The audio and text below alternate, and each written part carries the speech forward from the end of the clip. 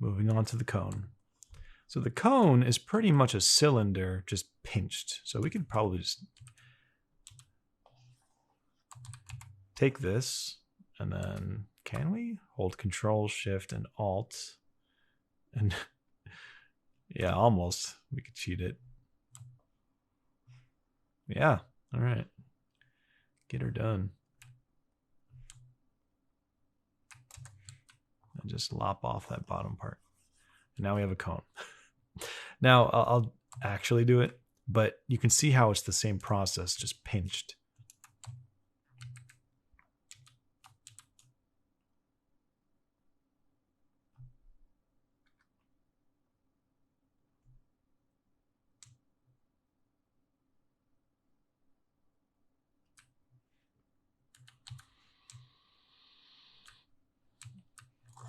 It's going to lay in that value. Okay, going to lock the transparency. Going to select halfway to black. Now, the core shadow is going to be pretty soft over here, right? But pretty sharp and tight up here. And then in between, it's going to have a fall off. Reason being, because it's pinched. So I'm going to use a big airbrush over on the bottom and gradually change the size as I get to the top.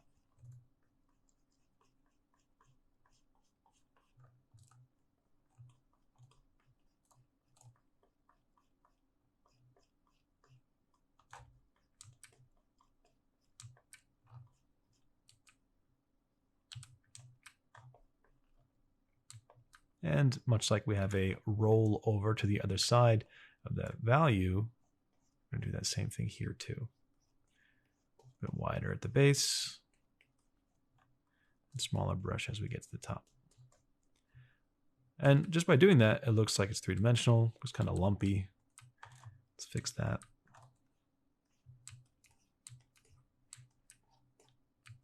Then we can throw in that highlight now.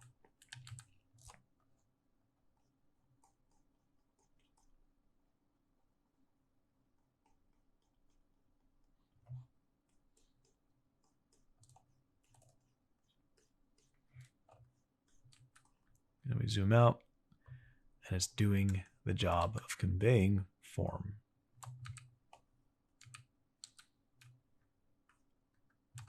Add a bit of bounce light, maybe strengthen the value of that core shadow here.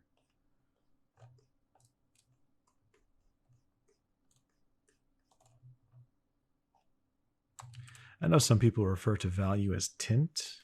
It's not really how I learned it, but that's fine too.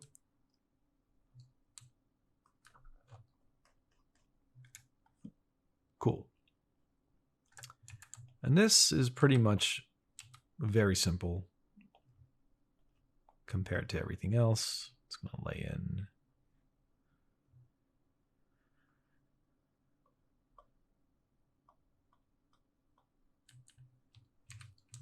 a quick 80%. I'm going to move that down to here. Let's bring this over so we know where the light is coming from.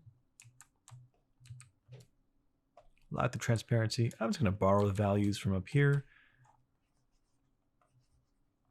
Let's imply that it's lower so that we have one side that's in full shadow.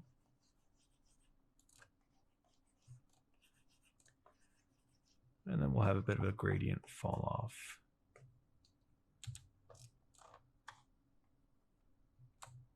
All right, so yeah, if we turn off that layer, we zoom out, it looks like it's a 3D cheese wedge. Now, why did I include that?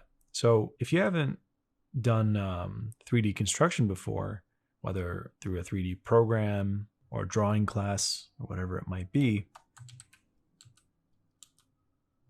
then relating all this to actual forms of a face might be new.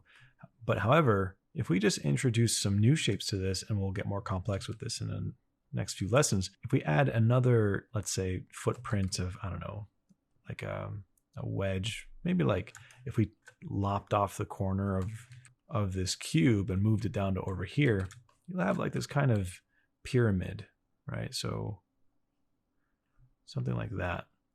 And then if we have one on the other side too, that starts to look like a nose, because then you can change the geometry a bit. and imply that there's nostrils down over here. But just by understanding form, this process becomes so much easier. And we'll break down the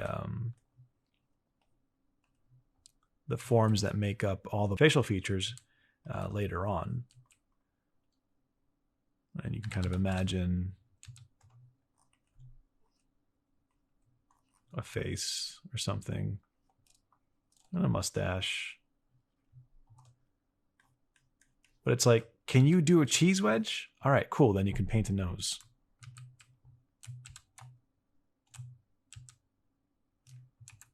But we're not done yet, because we want to put some different values on these.